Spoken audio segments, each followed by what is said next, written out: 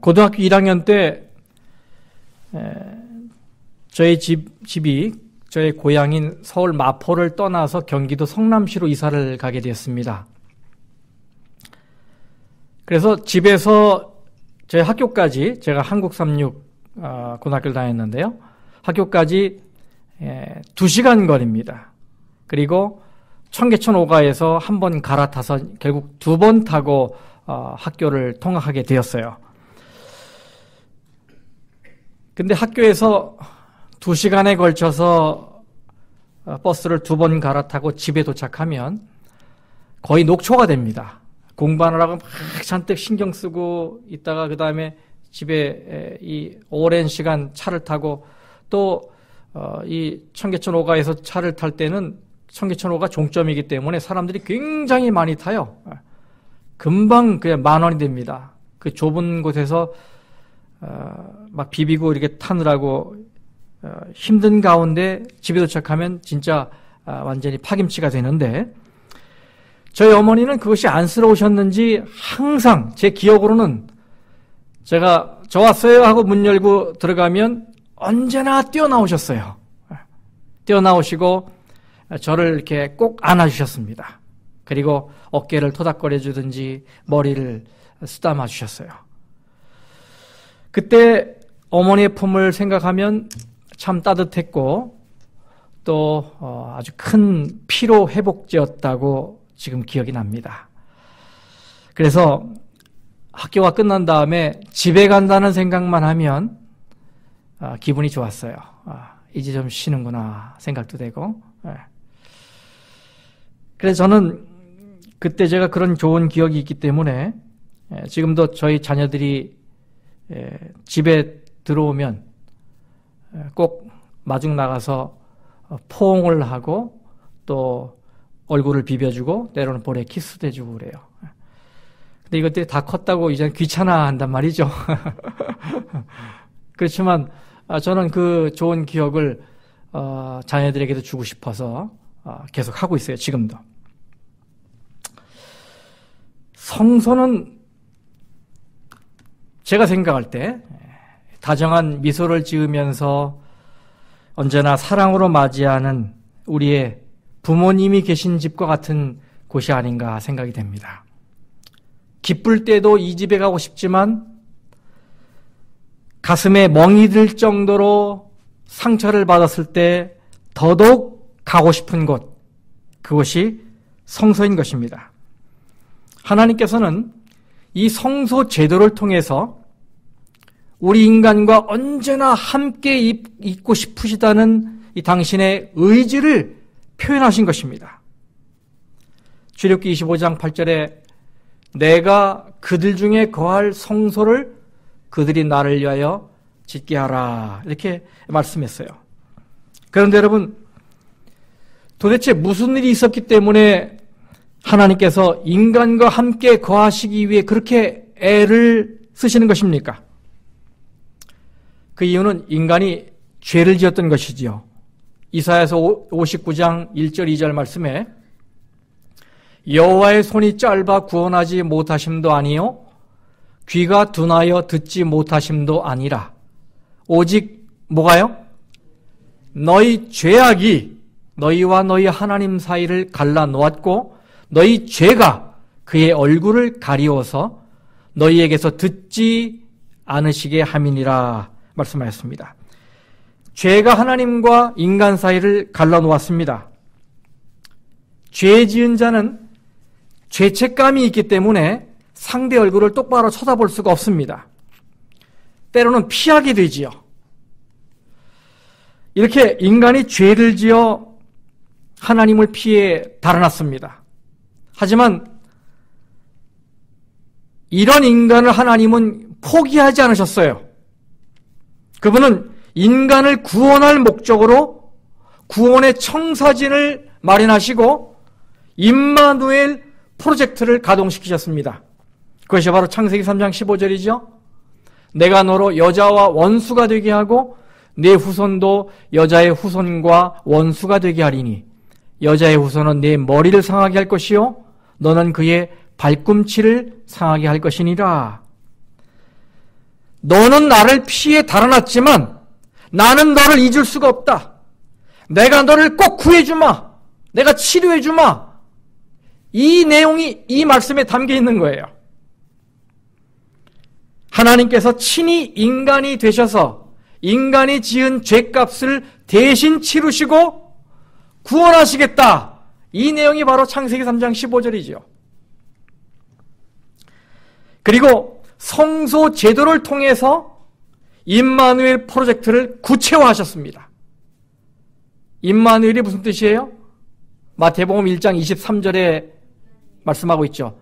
보라, 처녀가 잉태하여 아들을 낳을 것이요 그의 이름은 임마누엘이라 하리라. 누구의 이름? 예수의 이름을 임마누엘이라 하리라 하셨으니 이를 번역한즉 뭐라고요? 하나님이 우리와 함께 계시다, 이런 뜻이에요. 영어로 God with us, 우리와 함께 계시는 하나님, 이것이 바로 임마누엘의 뜻입니다. 성소는 임마누엘 하나님, 즉 우리와 늘 함께 하길 원하시는 하나님의 간절한 소망, 그리고 강력한 의지가 표현된 가시적인 공간이에요. 성소는 보이는 설교입니다. 보이는 설교예요. 모든 것들이 다 설교예요. 성소는. 제가 성소 연구를 하는 이유를 여러분에게 말씀드렸습니다. 그 이유는 여러분 모두가 예수님을 개인적으로 만나길 바라기 때문이라고 말씀드렸어요. 우리가 교회적으로, 그룹으로, 단체적으로 예수님을 만나야 되겠지만 더 중요한 것은 내가 예수님을 만나는 것입니다. 내 아내가, 내 남편이, 내 부모가, 내 자녀가 아니라 내가 예수님을 만나는 거예요. 말씀을 통해서, 혹은 누구의 기도를 통해서, 혹은 내가 부르는 찬양을 통해서, 또 누구와 악수를 통해서, 혹은 내가 어떤 봉사를 통해서 여러 모양에서 우리는 예수를 만날 수가 있어요. 오늘 나를 향하신 예수님의 사랑과 자비와 은혜를 경험할 수가 있는 거예요. 개인적으로 예수님을 만나야 하는 것입니다. 왜 그래야 하냐면 그래야 내 삶이 달라지기 때문이에요. 그래야 내 품성이 변화되기 때문입니다. 주님을 개인적으로 만나지 않고서도 능력이 임하기를 바라는 것은 바늘에 실을 꿰지도 않고 바느질하는 것과 같은 것입니다. 무의미한 것이죠. 그렇죠. 소용없는 일 아니겠습니까? 그러므로 저는 여러분께서 이 성소 연구를 통해서 꼭 개인적으로 예수님을 만나게 되길 간절히 바랍니다. 나의 예수님, 나의 주님을 만나시게 되길 바라요. 그리고 이런 시간들이 내 자신의 신앙에 부족한 점이 이런 것이었구나라는 걸 깨닫는 시간, 그래서 한 발짝 더 전진하고 혹은 올라가는, 업그레이드되는 혹은 성숙해지는 신앙으로 발전하게 되기를 간절히 바랍니다. 여러분, 성막이 이스라엘 진영 어디에 세워졌다고 말씀하고 있죠? 굉장히 중요한 얘기입니다. 민수기 2장 7절에 회막이 어디에 있었다고요? 모든 진영의 중앙에 있어. 그 캠프의 센터에 있었어요. 이 성막은. 하나님께서는 이스라엘 백성들이 어디에다 텐트를 치든지 상관하지 않고 항상 캠프의 중앙에 성막을 세우도록 명령하셨습니다. 그래서 생활 환경 자체가 하나님을 잊어버릴 수 없도록 만드신 거예요. 어디서나 보면 중앙에 뭐가 있어요?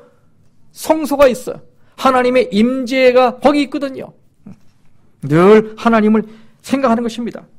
이것은 오늘날 우리의 삶이 성소 중심, 교회 중심이어야 한다는 메시지를 주고 있는 것입니다. 그래서 저는 여러분이 일주일 중에서 제일 고대하는 시간이 이 교회에 오는 시간이 되길 바란다고 말씀을 드렸죠.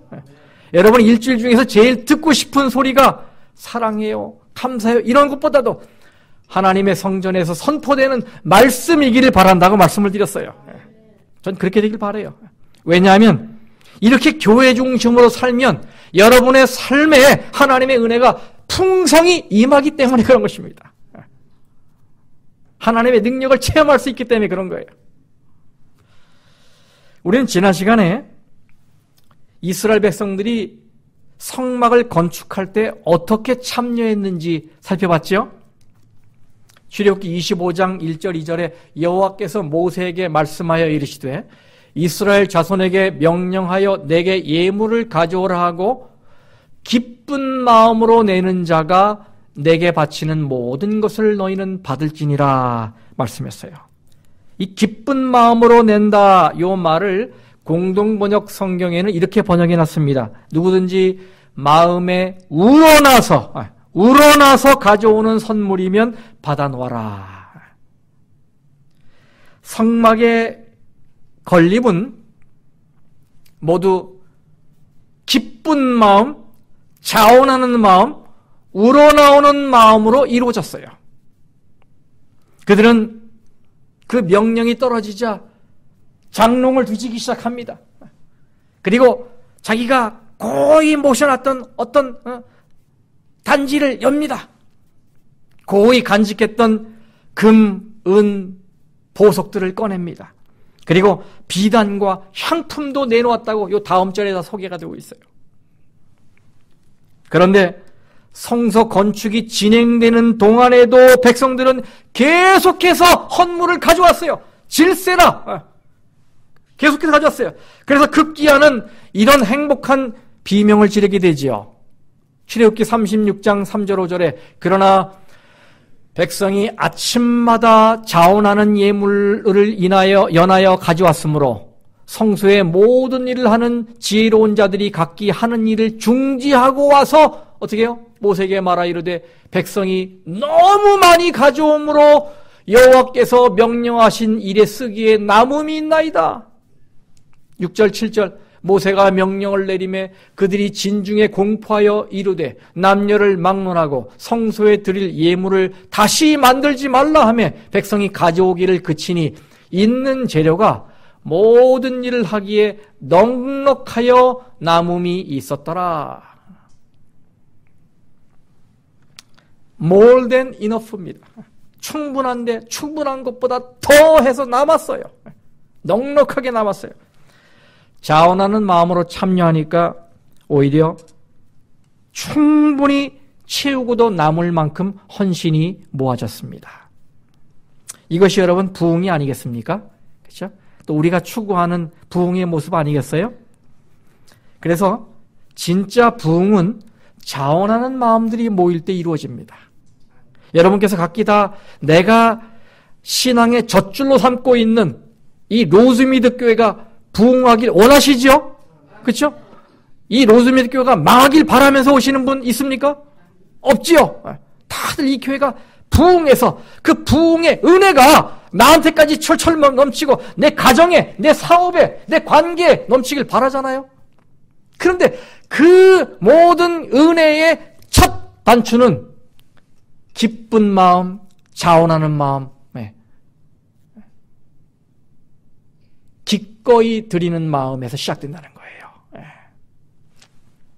봉사를 하더라도, 그렇죠?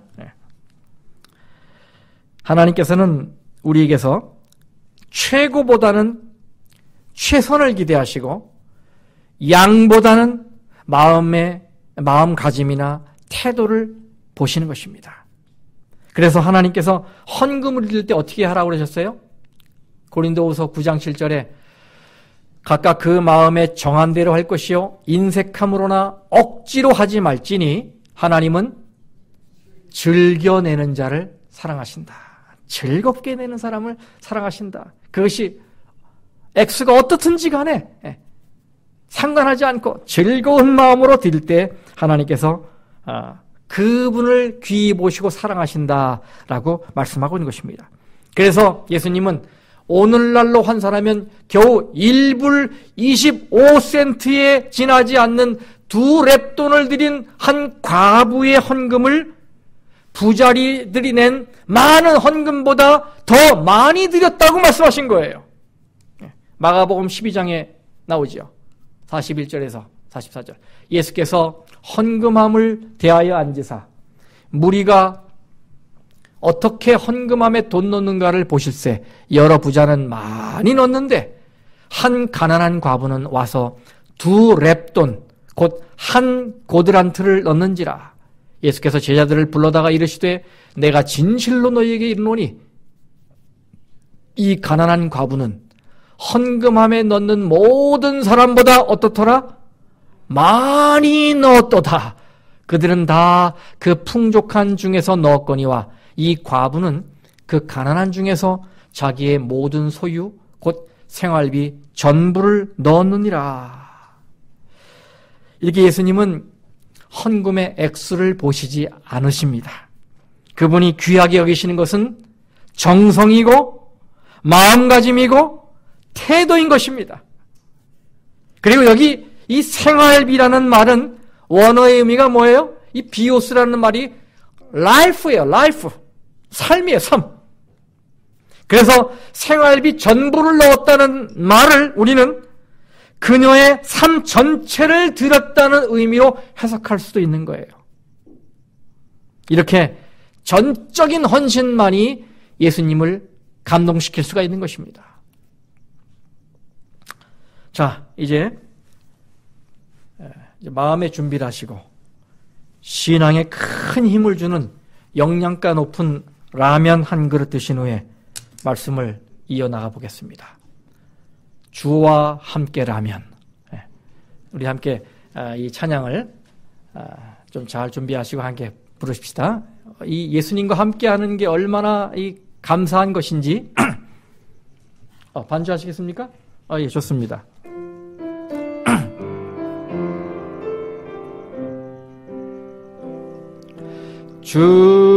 주와 함께라면 가난해도 좋아 참된 부요함이 내 맘에 가득하니까 때로는 날 유혹하려고 세상 바람 휘몰아쳐와도 나는 결코 잊을 수 없어 자비로운 주의 음성을 주와 함께라면 병들어도 좋아 참된 강건함 내 맘에 가득하니까 때로는 날 넘어뜨리려 거친 파도 휘몰아쳐와도 나는 결코 놓을 수 없어 따사로운 주의 손길을 내 맘 아시는 주 항상 함께 계셔 약한 내 영혼에 위로와 능력 주시네 가난해도 병이 들어도 시련의 밤 어둡고 깊어도 나는 결코 떠날 수 없어 아름다운 주의 나라를 주의 나라를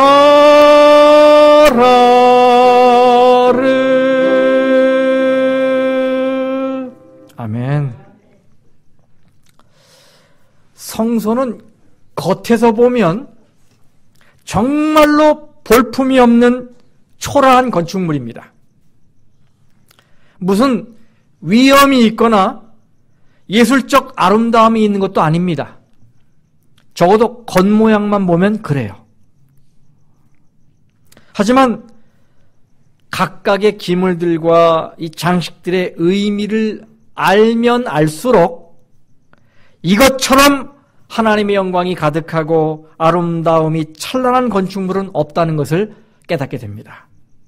왜냐하면 이 성소의 조감도와 또 컬러, 형태, 이 세심한 모든 이 사이즈는 다 어디서 설계한 거예요? 하늘 설계 사무소에서 설계한 것이기 때문에 그렇습니다. 그것이 모세에게 주어졌고 모세가 그 수치대로 성막을 짓게 된 거예요. 먼저 이 성막의 펜스를 좀 보겠습니다. 울타리. 여러분 보시는 대로 이 성막의 울타리는 길이가 100규빗입니다. 100규빗. 그리고 폭이 50규빗이에요. 이것을 미터법으로 환산을 하게 되면 1규빗을 46cm 정도로 잡습니다. 1cm를 46cm. 1규빗을 46cm로 잡아요. 그러면 100규빗은 46m예요. 그리고 50규빗은 23m. 여러분 보시는 대로. 이것을 제가 평수로 이렇게 계산해 봤어요. 인터넷 들어가면 별게 다 있습니다. 이게. 숫자만 넣으면 딱 나오는 게 있어요. 계산기들이. 그래서 계산해 보니까 이렇게 되면 성막의 총 평수는 320평에 해당합니다. 320평. 생각보다는 어떻습니까, 여러분? 좀 크죠? 생각보다는 큽니다. 네. 이거를 미국의 이 스퀘어 핏으로 환산하면 11,387 스퀘어 핏입니다. 11,387. 그래서 막상 계산을 해보니까 굉장히 커요. 이 성소가. 굉장히 커. 예. 이게 제가 손으로 계산한 게 아니고 계산기에서 두드리면 나오는 거기서 나온 것입니다. 여러분 나름대로 계산해 보십시오. 320평은 11,387 스퀘어핏이에요.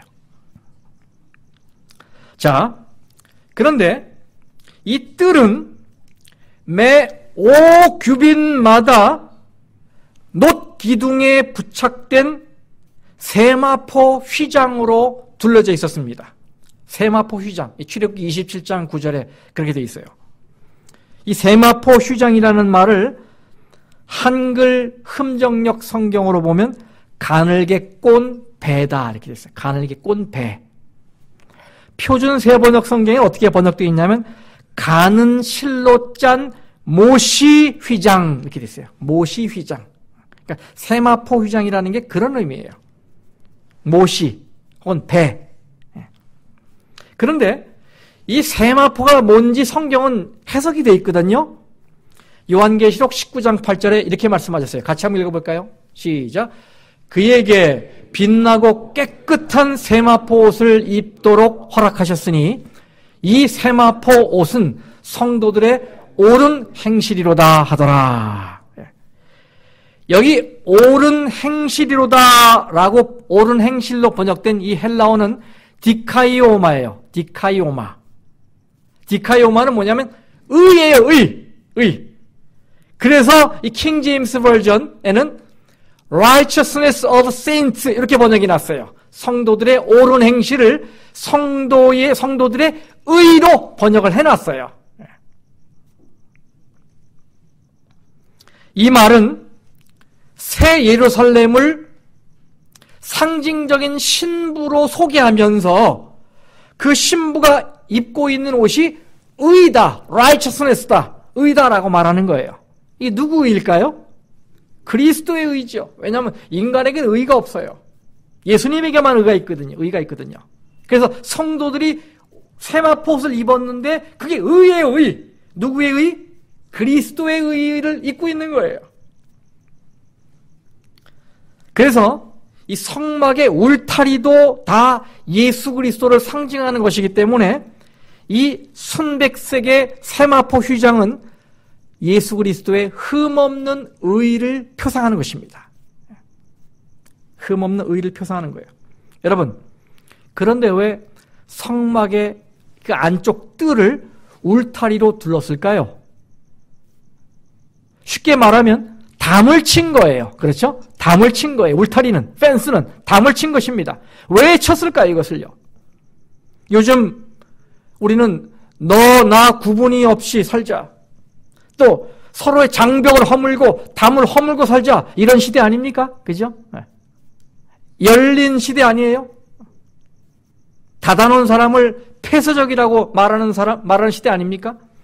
그런데 하나님께서는 이 성막을 울타리를 쳤어요. 울타리.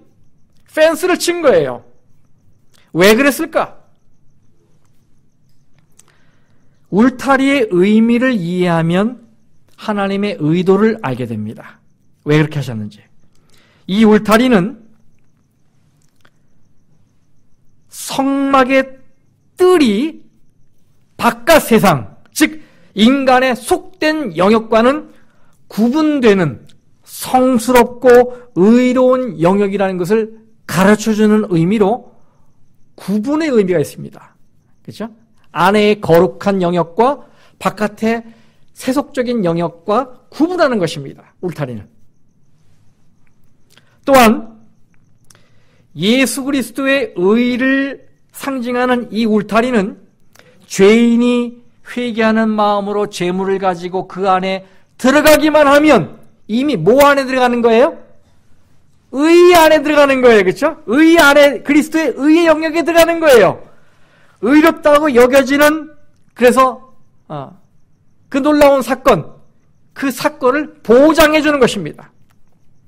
안으로 들어가기만 하면 그리스도의 의를 입는 것입니다. 그래서 개런티의 의미가 있어요. 이 울타리는. 또 이 울타리는 안쪽의 거룩함과 바깥쪽의 세속이 딱 맞부딪히고 있습니다. 접하고 있어요. 울타리를 사이에 두고. 이것은 예수 그리스도의 구원 사역이 하나님과 인간을 연결하는 다리 역할을 한다는 것을 가르치는 거예요. 울타리가. 브리지입니다. 브리지. 이것을 우리는 예수님이 이 땅에 오셔서 하시는 이 구원의 사역이 어떤 것인가를 암시하는 것으로 받아들일 수가 있어요.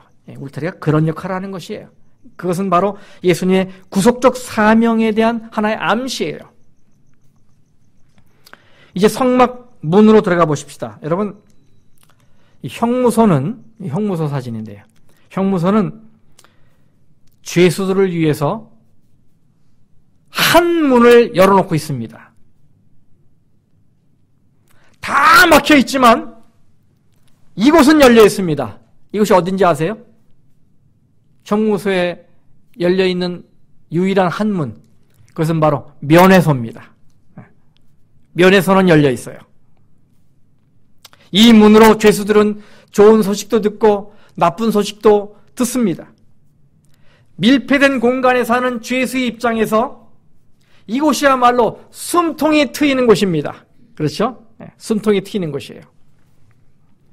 하나님께서는 죄인들의 숨통을 트시고자 거룩한 영내로 들어오는 문을 만드셨습니다. 이 문은 성막으로 들어가는 유일한 문입니다. 하나님의 은혜를 받기 위해 들어가는 유일한 문입니다. 용서로 통하는 유일한 문이에요. 구원을 얻을 수 있는 유일한 문입니다. 이렇게 성막의 입구에 문이 있다는 것은 어쩌면 지극히 당연하고 자연스러운 일이지만 또 한편으로는 아주 뜻깊은 일입니다. 성막으로 들어가려면 이 문 요 하나 있는 요 문을 통해서만 들어간다는 이 사실은 뜻깊은 일이에요. 왜냐하면 예수님께서 친히 이렇게 말씀하셨기 때문입니다. 요한복음 10장 9절에 다 함께 시작. 내가 문이니 누구든지 나로 말미암아 들어가면 구원을 받고, 예수님이 자신이 문이라고 말씀하셨어요. 문. 하나님께로 나아가기 위해 통과하지 않으면 안 되는 그 문은 예수님이셔요. 예수님이에요. 그래서 그 문은 요한복음 14장 6절에 예수님께 또 이렇게 말씀하셨죠. 나로 말미암지 않고는 아버지께로 올 자가 없느니라 그랬어요. 그 성소에 난 그 유일한 문을 통과하지 않고는 하나님께 이를 수 없었던 것처럼 예수님을 통하지 않고는 하나님께 갈 자가 없다. 이렇게 말씀하신 것입니다. 이 교회로 들어오는 문은 많습니다. 그렇죠. 주차장 문으로 들어올 수 있고 요 앞에 열쇠만 풀면 여기 문 2개나 또 있어요. 요쪽에 길가에 여러 개가 있습니다. 하지만 천국으로 가는 길은 하나밖에 없습니다.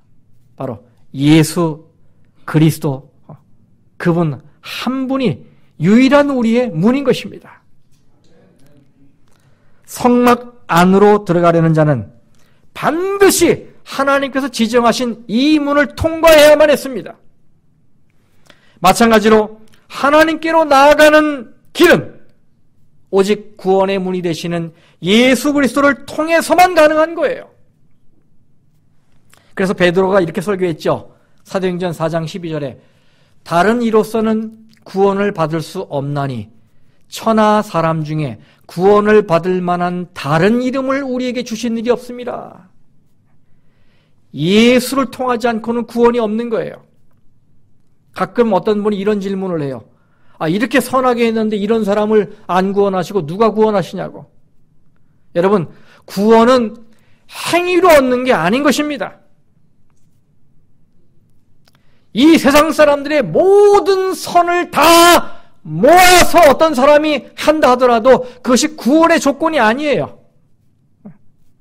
구원은 오직 예수 그리스도를 개인의 구주로 믿을 때 얻는 거예요. 그렇죠? 이게 성경의 사상이란 말이죠. 이 문을 통과하지 않고 다른 어떤 길로 혹은 이 월담에서 말입니다. 아니면 낙하산을 타고 내려와서 들어가려고 애를 쓰는 사람들이 있어요. 천만에요.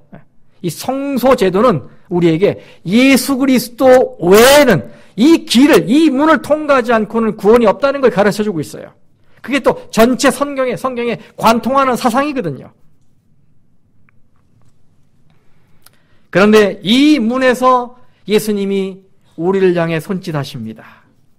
마태복음 11장 28절에 수고하고 무거운 짐진 자들아 다 내게로 오라. 내가 너희를 쉬게 하리라. 얼마나 아름다운 초청의 말씀입니까, 여러분?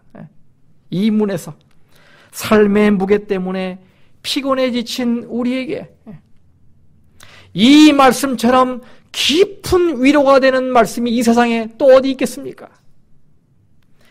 죄의 짐, 질병의 짐, 슬픔과 고통의 짐, 허무함의 짐, 죽음의 짐, 이런 짐 때문에 버거워하는 우리에게 이 말씀처럼 내적인 평화를 주는 말씀이 이 세상에 어디 있습니까? 수고하고 무거운 짐진 자들아 다 내게로 오라. 내가 너희를 쉬게 하리라. 한 시골 할머니가 마실 간다고 나오셔서 천안 독립기념관에 가셨습니다. 근데 한참을 지팡이 짚고 다니는데 얼마나 피곤하겠습니까? 다리도 아프고. 그래서 아이고 어디 가서 좀 쉬었으면 좋겠다라고 생각하는데 의자가 하나 보인 거예요. 그래서 옳지됐다 하고서 그 의자에 털썩 앉으셨습니다. 그리고선 가쁜 숨을 몰아쉬면서 이제 있는데 갑자기 지나가던 경비원이 쫓아오더니 할머니 이 의자는 김구 선생님이 앉던 의자입니다. 앉으시면 안 돼요. 아마 이렇게 칸을 쳐놨는데 넘어가서 앉으신 것 같아요, 이 할머니가.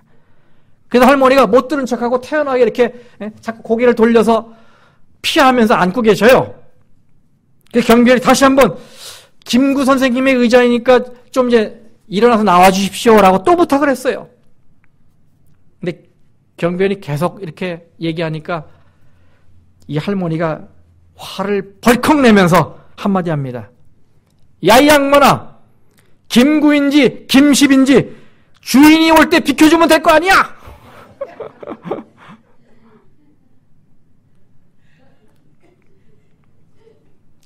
다들 자리를 차지하고 있기 때문에 우리가 가서 앉을 자리가 없어요. 다 맡아놨거든요, 사람들이.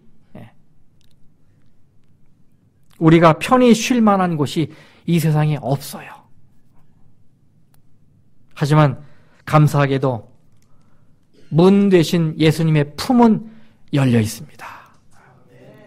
성소의 입구에서 우리 모두에게 손을 흔드시며 안타깝게 서 계시는 예수님을 여러분 바라보세요. 그리고 더 이상 세상 짐을 홀로 진 채 방황하지 말고 우리 자신을 이 문 밖, 대적들이 우글거리는 그곳에 버려두지 말고 주님께로 달려가서 이 초청하시는 그분 품 안에서 심호흡하며 앉으시게 되길 바랍니다. 주인이 올 때 비켜주면 되지. 그죠? 거기 앉으세요. 앉으세요. 출애굽기 27장 16절에는요, 아주 중요한 또 말씀이 하나 있어요. 성소 구조와 관련해서. 뜰문을 위하여는 청색, 자색, 홍색 실과 가늘게 꼰 배실로 수놓아 짠 20규빗의 휘장이 있게 할지니 기둥이 몇이라고요? 넷이요. 받침이 넷이다. 기둥이 넷이다. 이 휘장에 기둥이 넷이다. 여러분, 왜 하필이면 이 성소의 문을 사이에 둔 이 휘장에 기둥이 4개일까요? 5개는 안 됩니까? 3개는 안 돼요? 왜 굳이 4개일까요, 여러분? 히브리서 10장 20절에 휘장이 뭔지 해석이 되어 있습니다. 그 길은 우리를 위하여 휘장 가운데로 열어놓으신 새로운 살길이요, 휘장은 곧 그의 육체니라. 이 휘장은 예수님의 육신을 가리키는 것입니다. 그렇다면 예수님의 육체를 상징하는 휘장이 4개의 기둥에 걸려 있다는 것은 무슨 의미인가? 이것은 아마도 예수님이 육신이 되신, 즉 성육신에서 이 땅에 계실 때에 인간들에게 보여주셨던 품성, 그리고 그분이 남기신 교훈이 마태, 마가, 누가, 요한, 이 4개의 복음서에 기록됐다는 의미가 아니겠습니까? 그렇죠? 너무나도 절묘한 상징이에요. 예수님의 육체가 4개의 기둥에 걸려 있다. 4복음서를 갖다 붙이니까 딱 들어맞아. 이렇게 성소는 구석구석, 오늘 우리가 울타리하고 문만 살펴봤는데도 구석구석 예수님의 품성과 그분의 사역의 비밀을 풀어헤쳐주고 있어요. 예수님께서 이 땅에 오시기 수천 년 전에, 그죠? 이스라엘 백성들이 광야 생활할 때 이것을 가르쳐 주시고 성막을 중앙에 놓게 하시고 바라보게 하셨던 거예요. 그러면서 이 성소를 연구하는 오늘 우리로 하여금 예수님을 경험하게 하고 바라보게 하고 있어요. 그렇죠? 그저 우리는 치수만 연구하고 구조가 어떤지만 연구하는 게 아니라 그 속에서 예수님이 이런 모습이셨구나라고 또 깨닫게 되는 거예요. 오늘 말씀의 결론을 좀 내보겠습니다. 오늘 우리는 성막의 울타리와 또 출입문에 나타난 상징들을 연구했습니다. 그리스도의 의를 상징하는 이 펜스, 이 울타리는 세속은 물러거라! 불의는 저리 가라! 멀리 떨어져 있어라! 라고 선언하고 있어요. 예수님의 의가 너무나 휘황찬란하기 때문에 감히 세속이 갈 수가 없는 것이죠. 그런데 동시에 그리스도를 상징하는 이 성막의 문은 내게로 오라. 들어와라. 내가 너를 편히 쉬게 하겠다라고 또 선언하고 있어요. 여기서 우리는 우리 각자를 향하신 하나님의 마음을 읽을 수가 있어요. 이 두 성경절입니다. 베드로전서 1장 15절 오직 너희를 부르신 거룩한 이처럼 다 같이 너희도 모든 행실에 거룩한 자가 되라. 요한복음 6장 37절 시작 내게 오는 자는 내가 결코 내쫓지 아니하리라. 우리를 향해서 거룩한 삶을 살라고 요구하시면서 동시에 내게로 와서 쉬라고 초청하고 계시는 이 하나님의 마음을 우리가 울타리와 문을 통해서 배우게 되는 것입니다. 이 안식일에 여러분 마음속에 있는 온갖 세상적인 생각들을 다 뒤로 하고 다 어디다 놓고 그죠? 온전히 하나님께만 집중하고 말씀에만 집중하고 그래서 그 안에서 주님을 개인적으로 꼭 만나시기를 간절히 바라겠습니다. 이제 우리가 개인 기도 하시겠습니다. 한 1분 정도 작은 소리를 내서 이 성막의 울타리와 문의 의미를 우리가 다시 한번 되새기면서 더러운 마음을 회개하고 또 주님께 달려가는 결심을 기도를 통해서 표하시길 바라겠습니다. 함께 기도하시겠습니다.